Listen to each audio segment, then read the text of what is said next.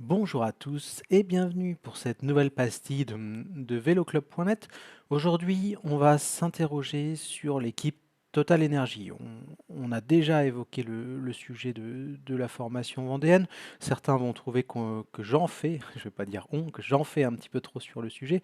Mais voilà, je pense qu'il y a quand même des enjeux. Je pense aussi, et d'ailleurs j'en suis sûr, qu'il y a pas mal de fans qui sont très très inquiets, qui ont l'impression, comme pas mal d'observateurs, que l'équipe va un petit peu dans le mur et qu'il n'y a pas forcément de réaction. Donc pour essayer de répondre un petit peu à toutes les questions de ces supporters, je me suis dit que j'allais refaire une vidéo, pas forcément pour enfoncer l'équipe, mais pour essayer de dresser un constat de ce qui ne va pas chez Total Energy, puis d'espérer pour tous ceux qui sont fans de l'équipe tout simplement, une réaction pour la suite, parce que c'est ce qu'espèrent, je pense, tous les supporters de la formation de Jean-René Bernaudot, qu'on relève un petit peu la tête et qu'on retrouve une équipe Total Energy dans les premières places de Pro Team, voire encore plus haut. Je pense que c'est le souhait numéro un des fans de l'équipe. Bref, on va tirer un constat aujourd'hui parce qu'il y a plusieurs éléments à analyser et qu'on a encore eu des informations sur les invitations à venir au niveau du circuit World Tour. Donc, ça va être aussi l'occasion de reparler de Total Energy. Tout d'abord, on va se pencher sur les résultats globaux de l'équipe depuis le début de la saison, grâce au site de nos amis de First Cycling. Être dans le factuel, tout simplement, pour dire que cette année, alors qu'on est le 18 mars, l'équipe Total Energy a remporté une seule victoire. Cette victoire, elle a été obtenue grâce à Pierre Latour sur une étape du Tour du Rwanda. Sans faire offense à la concurrence et aux coureurs qui ont pris le départ du Tour du Rwanda, on est quand même sur une épreuve de classe 1 qui vaudrait presque une classe 2 en Europe. Donc c'est pas non plus le succès de l'année. Alors après, il faut aller le chercher, hein, bien entendu. Et bravo à Pierre Latour pour sa victoire. Mais voilà, quand on s'appelle Total Energy, arriver au 18 mars avec un succès autour du Rwanda et c'est tout, c'est largement insuffisant. Donc bilan, Total Energy, une seule victoire, comme je le disais, depuis le début de la saison.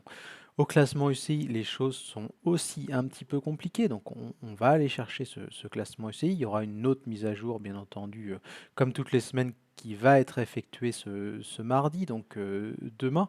On va s'apercevoir que l'équipe Total Energy, donc, et désolé parce que il est mal fait le site de l'UCI par rapport à ça, l'écran, enfin la page est archi large, donc on n'arrive pas à avoir une vraie vue d'ensemble sans foutre en l'air un petit peu la mise en page des autres sites, mais c'est pas grave, vous pouvez toujours aller voir sur le site et puis je vais vous donner un petit peu les points. Donc quand on descend, on s'aperçoit, et je pense que vous le voyez à l'écran où je vais le décaler un petit peu, que Total Energy n'est que 27e au classement. Vous voyez, j'essaye quand même de vous décaler un petit peu le truc pour que vous ayez un aperçu. 27e, c'est quand même très très peu. 27e, il y a 18 équipes en World Tour, ça veut dire qu'on n'est que la huitième formation de Pro Team. Et en effet, lorsqu'on remonte le classement, on s'aperçoit que Israël et Lotto sont largement au-dessus, mais ça c'est un secret pour personne et c'est pas une contre-performance que d'être derrière Lotto et Israël, parce qu'il y a des effectifs qui sont, je pense, largement supérieurs. Mais le problème, c'est qu'on se retrouve 9 places derrière Tudor, qui a 1294 points. Total n'en a 458, c'est-à-dire qu'il y a 700 points d'écart. C'est énorme, je trouve, la différence entre ces deux formations. Mais on peut se dire que Tudor s'est bien renforcé à l'intersaison, donc à la limite, pourquoi pas. Même constat pour une EX. Une EX, en 2023, ils sont devant Total Energy. C'est eux qui piquent cette fameuse troisième place à Total Energy. Donc là encore, si on est un petit peu optimiste, on peut se dire, bon, une EX et Tudor sont devant. C'était plutôt prévisible au début, avant le lancement de la saison. Le problème, c'est que quand on regarde ce classement, et on verra la mise à jour de demain, bien entendu, mais à l'heure actuelle, on a Cara Rural qui a 100 points de plus que Total Energy, on a Polti qui est devant Total Energy, on a Burgos et on a Q36.5.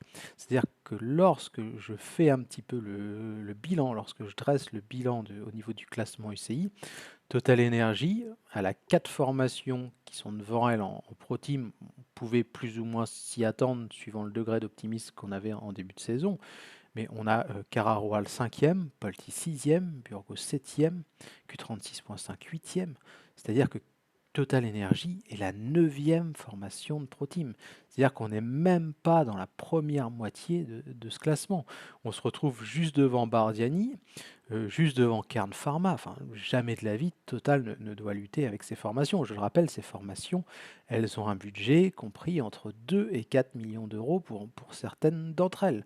Donc c'est quand même largement inférieur au budget de Total Energy, qui peut quand même s'offrir des coureurs comme Pierre Latour ou comme Anthony Turgis, comme Mathieu Burgodeau, etc., etc. Des coureurs qui ont quand même sur le papier une qualité largement supérieure à ceux de la Caroral, de la Polti ou de la Burgos, pour ne citer qu'elle. Donc là aussi, il y a un petit problème, je trouve, au niveau du classement UCI. Donc comme je l'ai évoqué, manque de victoires criant, une seule victoire depuis le début de la saison, ça c'est pour le constat.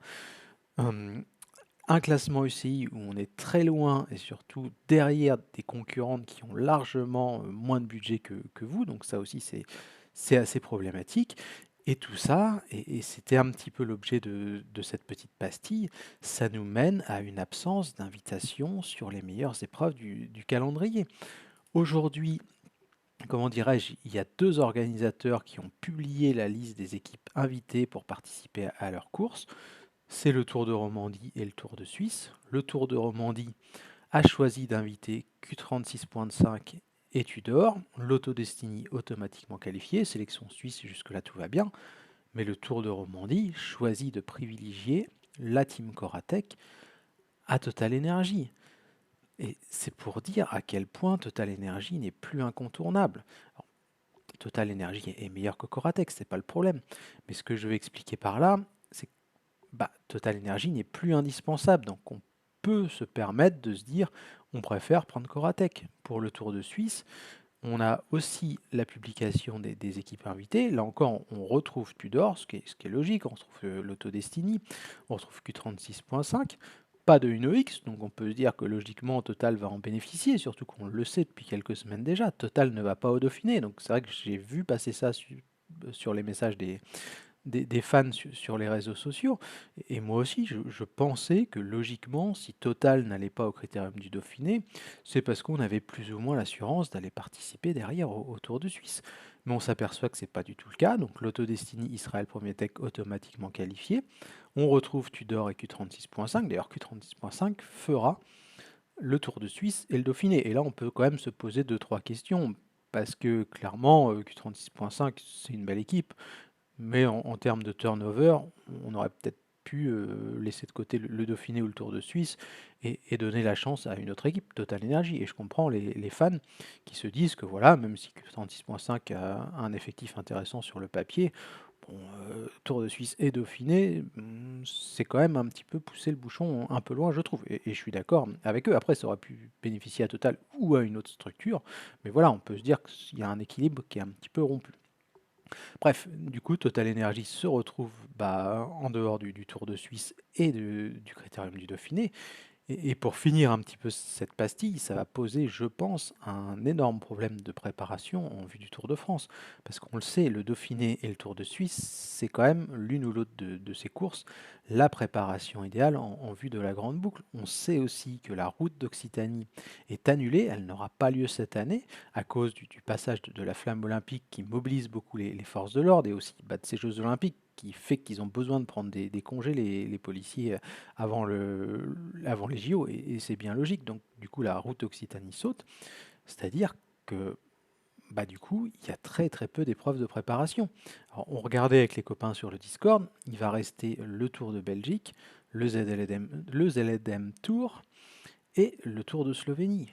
Ou alors, il faut aller chercher le Tour de Corée, mais je doute que Total Energy aille en Corée pour préparer le Tour de France.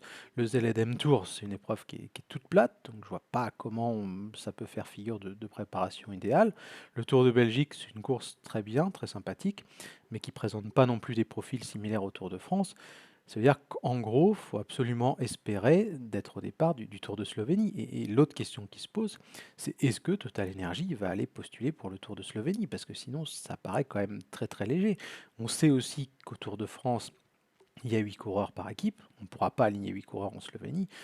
Donc à un moment, il va falloir que le 8 de départ du Tour, il puisse courir avant la grande boucle. S'il fait juste les championnats de France, ça risque d'être très très compliqué. Donc tout ça pour dire qu'il y a quand même des éléments concrets qui amènent à s'interroger par rapport à Total Energy, préparation du Tour de France, prestige de l'équipe, qui se retrouve débouté de pas mal d'épreuves du World Tour, classement UCI où ça ne va pas du tout, victoire ça ne va pas du tout non plus avec un seul succès depuis le début de l'année, et tout ça nous amène à une très grande inquiétude, je pense, pour le futur à moyen terme de Total Energy. On a l'impression que le staff n'est pas forcément au niveau pour booster les coureurs. En tout cas, c'est l'impression que ça donne vu de l'extérieur.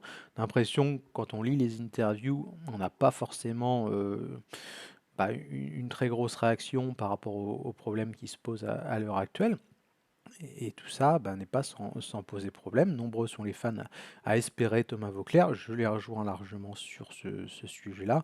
Thomas Vauclair est un très bon sélectionneur de l'équipe de France. Thomas Vauclair, c'est quelqu'un qui sent la course, qui a une stratégie, qui a une vision d'ensemble, je trouve. Et Thomas Vauclair, pardon, c'est quelqu'un qui, je pense, ne lâche rien. C'est quelqu'un qui ne laissera pas passer de mauvaises performances, qui sera très vigilant, je pense, dans l'approche de la compétition, très curieux par rapport à la préparation, aux tactiques de course, etc., etc. Et ouais, clairement, je pense que nombreux sont les fans de Total Energy qui prient bien bien fort, croyant ou pas d'ailleurs, pour que Thomas Vauclair arrive le plus vite possible. Après, est-ce qu'il en a la volonté d'arriver dans ce sac de nœuds très vite ou d'attendre un petit peu quand même que ça se stabilise? Je ne sais pas du tout. Mais voilà, il va falloir qu'il y ait un changement. Peut-être aussi, certains fans le disent, que cette année 2024 qui s'annonce quand même très très compliquée avec des grosses claques de prise au niveau des invitations, parce que il faut le rappeler quand même, j'évoquais le Tour de Romandie, le Tour de Suisse et le Dauphiné, mais Total ne va pas à l'Amstel, Total ne va pas au Tour des Flandres, Total a loupé le Het Nieuwsblad. Il y a pas mal d'épreuves comme ça qui ont sauté au niveau des classiques ou tout simplement des courses du World Tour, et certains fans de l'équipe en sont, je pense, ou j'ai l'impression, à espérer qu'on aille vraiment dans le mur en 2024 pour qu'il y ait un espèce d'électrochoc et qu'on reparte sur d'autres bases l'an prochain. Et sincèrement, je suis pas loin de les rejoindre parce que si jamais on gagne une étape du Tour de France, je pense, et vous allez peut-être sauter au plafond, que ce serait la pire nouvelle pour Total Energy. Parce que ça voudrait dire qu'en gros, oui, ça a merdé, mais on a gagné une étape du Tour, donc on continue sur la même lancée. Et j'ai peur, malheureusement, alors j'espère pour eux qu'ils vont gagner sur le Tour, hein, je dis pas l'inverse, mais j'ai peur que du coup, ça soit un peu l'arbre qui cache la forêt, et si il y a pardon, ce beau succès, qu'on occulte un petit peu tout le reste et qu'on reparte pardon, sur les mêmes méthodes l'an prochain. Bref, tout ça pour dire que c'est très compliqué pour Total Energy, qu'on espère tous bien entendu qu'ils vont s'en sortir, mais qu'il y a une vraie inquiétude qui est partagée par beaucoup de suiveurs à qui je parle, et les trois quarts, j'ai l'impression, des fans de l'équipe, même si certains d'entre eux ne sont pas forcément non plus d'accord sur le sujet. Bref, j'espère que cette pastille vous a plu. Je vous souhaite une excellente journée à tous. On se donne rendez-vous à 18 h de toute façon pour le débrief de la première étape du Tour de Catalogne. Ciao, à bientôt.